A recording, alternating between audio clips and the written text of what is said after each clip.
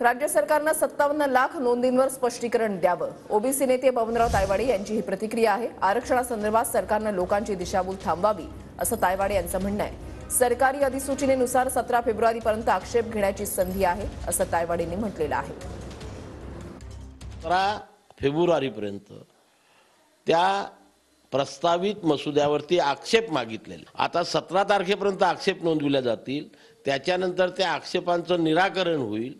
निराकरण झाल्यानंतर मंत्रिमंडळापुढे येईल आणि मंत्रिमंडळाच्या नंतर तो विधानसभा आणि विधान परिषदेत मानून कायद्यात त्याचं रूपांतर होईल किंवा ऑर्डिनन्स काढलं.